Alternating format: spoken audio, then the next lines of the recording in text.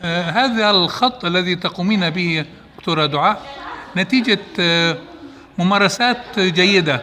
الممارسات دي كانت داخل مصر أو خارج مصر؟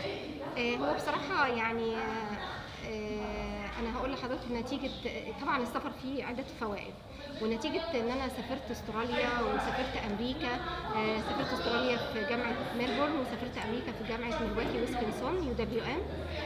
ده خلاني إن أنا أطلع على التجارب الجيدة في المكتبات العامة بالخارج، سواء في استراليا وسواء في امريكا. فاللي انا شفته كان مختلف تماما عن فكر المكتبه ان هي كتاب ورقي وانا بقعد اقرا نعم. على الترابيزه وخلاص المعروف لدينا. لا، ده انا وجدت انشطه متعدده بتتبناها المكتبات العامه. انا كنت نفسي ككبيره وكنت بدرس بره، انا كنت بجد متعه في الانضمام لتلك الانشطه. أكيد. وكنت بسعى في الويك اند دايما ان انا اروح علشان ابقى جزء من هذا النشاط. نعم. يعني كنت بستناه.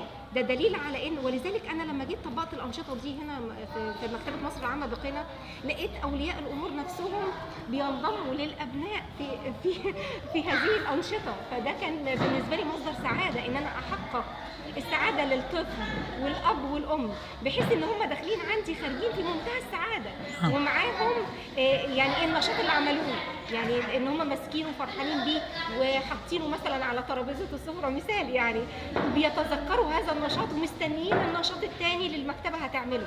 ده في حد ذاته ان انا بسبب السعاده لجميع افراد الاسره، ده في حد ذاته حاجه جميله، وده اللي انا بهدف اليه، السعاده. دكتورة دعاء، يعني احنا طبعا مش هنتوقف عن اللقاء مع سعادتك لنحصل على قدر من هذه السعادة التي تعطينا للآخرين، وإن شاء الله لنا لقاءات أخرى معك مرة ومرات أخرى، وإن شاء الله نستفيد أكثر ويستفيد الشعب قنا والشعب مصر كله من هذه الممارسات الجيدة. ان شاء الله باذن الله، وحضرتك شرفتنا ونورتنا، ونتمنى زيارات متعدده ولا تنتهي ولا تنضب. نتمنى لكم دائما كل التوفيق. بإذن الله. شكرا.